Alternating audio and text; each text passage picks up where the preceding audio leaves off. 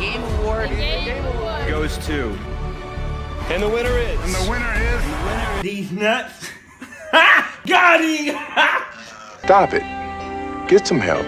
Okay, first off, let me just eat my words here. Black Myth Wukong actually snagged a Game of the Year nomination. I was so sure it wouldn't happen, but hey, I'm glad to be proven wrong. Like, so glad. This game has been floating around as this what-if project for so long. It's amazing to see it get real recognition. Even if it doesn't win, and let's be honest, it probably won't, this is a huge win for the devs. And then there's Stellar Blade. I mean, not bad at all. I didn't expect it to sweep or anything, but seeing it pop up in a few categories, respect. The competition this year is fierce, so even getting a mention is a win. But first, let's talk about PlayStation for a second, because they dominated harder than endorsements this year.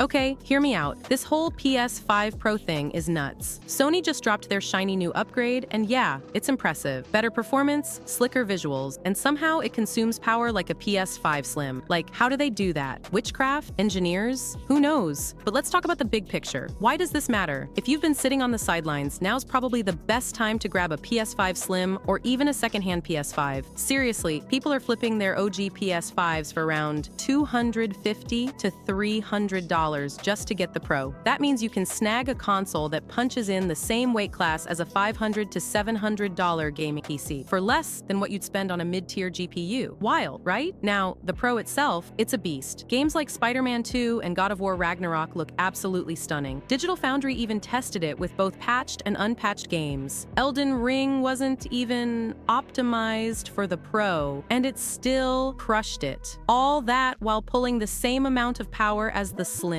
Efficiency goals, am I right? But honestly, part of me is tempted to just grab another OG PS5 instead of upgrading. Think about it. Two PS5s are almost the same price as a Pro. You could literally play Spider-Man 2 and God of War at the same time. And hey, when you buy a PS5 today, it's like getting an Xbox for free. I mean, Microsoft just said that everything is an Xbox. You might be Xbox too. Talk about progressive, am I right? All right, switching gears for a sec. Can we just talk about Ubisoft giving Assassin's Creed Syndicate a glow-up? This game's been out since 2015, and now, almost a decade later, we're getting a 60 FPS boost on current-gen consoles. The update drops today, and it's bringing 4K resolution for PS5, PS5 Pro, and Xbox Series X, while the Series S gets a solid 1080p. Xbox players, though, you might want to clear some space. This patch is a chunky 31.8 gigabytes. Meanwhile, PS5 users only have to deal with a breezy 750 megabyte. What even is that difference? If you missed Syndicate back in the day, this might be your cue to jump back in. Sure, it launched in the shadow of the Unity fiasco, but trust me, Syndicate is easily one of the series' best. A 60 FPS update makes it feel fresh again, and honestly, it's about time. Jeff Keighley just dropped the list of nominees for the Game Awards 2024, and PlayStation fans are in for a treat. PS5 exclusives are making waves this year, grabbing nominations left and right, including some big ones for Game of the Year. And guess what? 4 PS5 exclusives nominated for Game of the Year. The Game of the Year category is especially interesting this time because the Game Awards decided to include DLCs, remasters, and remakes. This move stirred up some chatter, especially since it opened the door for Elden Ring, Shadow of the Erdtree, to join the lineup. Despite that, PlayStation is killing it with 4 PS5 exclusives making the cut: Astro Bot, Black Myth Wukong, FF7 Rebirth, and Metaphor ReFantazio. They're going head-to-head with Erdtree and indie favorite Balatro. Talk about some heavy hitters. Wait a minute, what the fudge is Balatro?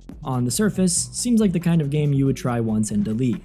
Its premise is simple: poker played with a standard deck of cards. But something about this lovely little $20 indie game is much different than your typical poker game, and Balatro will pull you in and keep you coming back for more. In fact, I've been burnt out in gaming for quite a while, and this is the first game that I've truly enjoyed in a very long time. Anyways, PS5 dominates across categories like Best Game Direction, Best Score and Music, and plenty more. Clearly, it's been a strong year for Sony's. But where's Concord? Oh, and Balatro? I mean, yeah, but it's probably good, but okay, something is fishy here. Why not just make a category for DLC? And okay, sure, Balatro. But have you heard of this game? A Game of the Year contender, and I'm a gaming channel, and I never heard of this game before. What is going on here? Tell me that Balatro is a better game than Stellar Blade. Like, seriously, I don't even think that Stellar Blade should be Game of the Year, but at least I know what Stellar Blade is. At least I played this game. And let me tell you, Stellar Blade has good physics. Stellar Blade is the type of game that will make your girlfriend girlfriend think twice about what she likes. I'm just saying, man. But wait, there's more. This one might blow your mind. Apparently, some gaming journalists are not happy about the nominees. Who's that, I hear you ask? Polygon is not happy that Dragon Age the Veilguard didn't even get a mention.